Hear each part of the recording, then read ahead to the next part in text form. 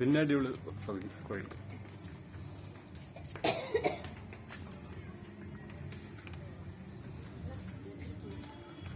விஷ்ணு தானே? விஷ்ணு அப்படியா? பாறையில செதுக்கு அந்த காலத்துல இல்ல, அதான் இதா இருக்கு. ஆமா இதான் அது அப்படியே கொஞ்சம் நல்ல இதா இருக்கு.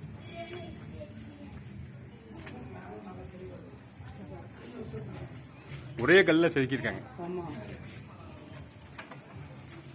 இதெல்லாம் தத்ரூபமா இருக்கு.